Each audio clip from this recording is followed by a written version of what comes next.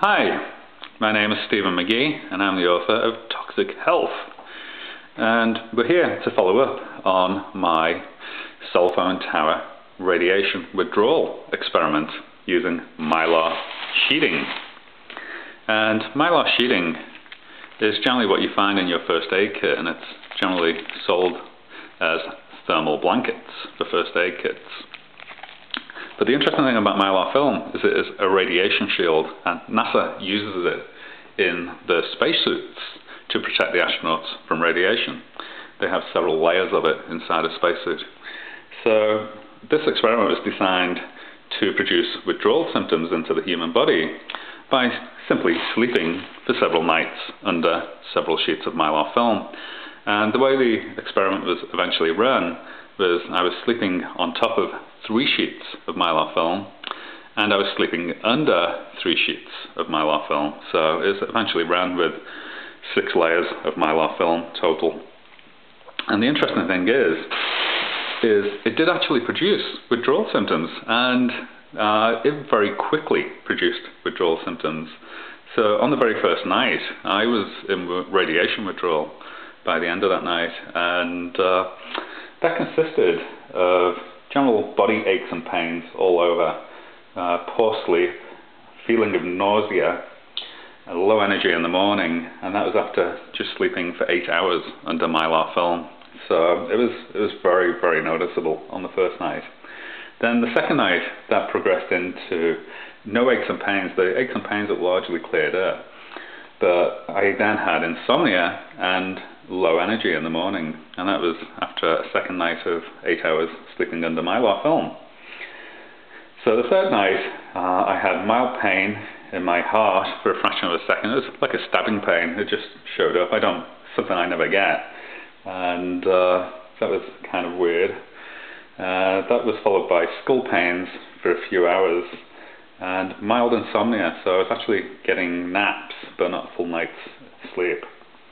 Then I was tired in the morning when I got up. The fourth night, I had mild insomnia, so I was getting naps during the night. I had 7 hours under the mylar, and then I woke up really early, so I was up at 6 a.m. and my energy levels had shifted. I had plenty of energy in the daytime. And to help with the withdrawal, I actually went for a hike outside for about an hour in sunlight, as outdoor exposure can really help you recover from withdrawal. So the following night, the withdrawal appeared to have really subsided. I slept well. I had minor aches and pains from time to time, but it appeared that I was getting back to normal.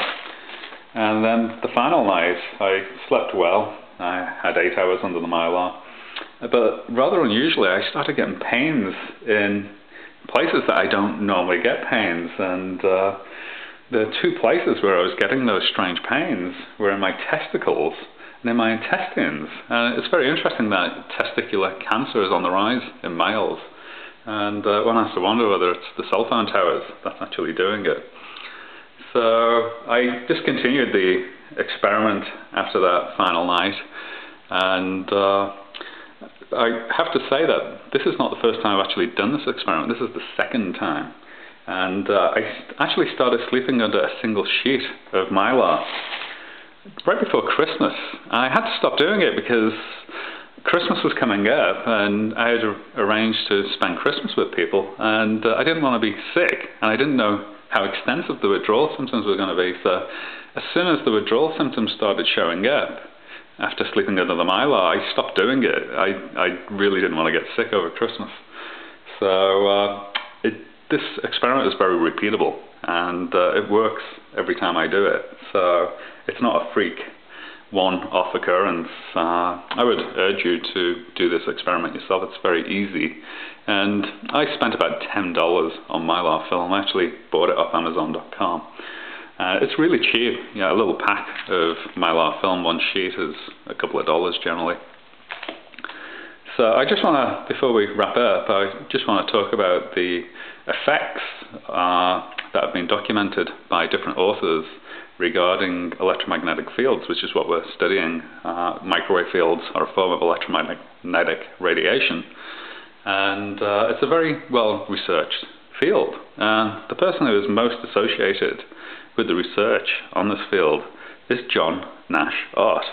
He actually extensively studied it from the 1950s onwards, and has wrote many books on the subject, and this was one of his final books on the subject. It's called Light, Radiation and You, and How to Stay Healthy.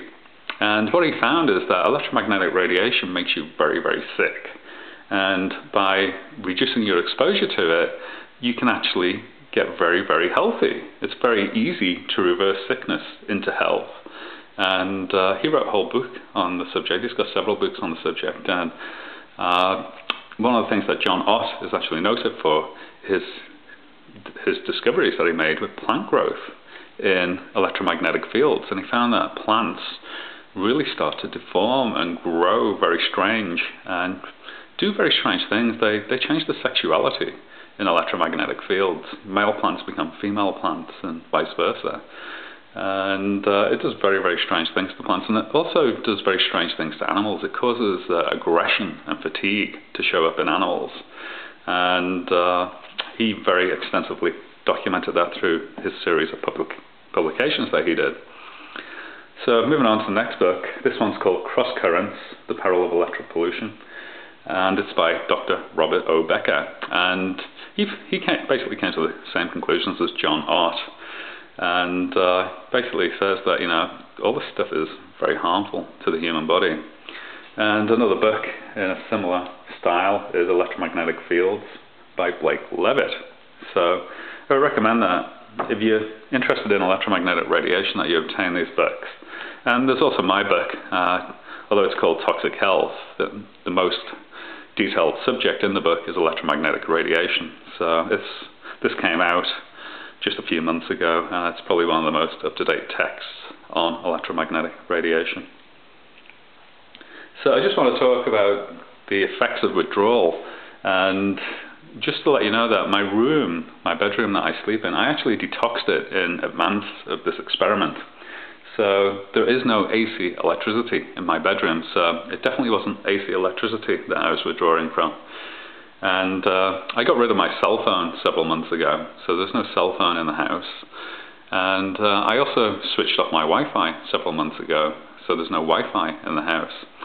So the only large source of radiation that is in my environment is these cell phone towers.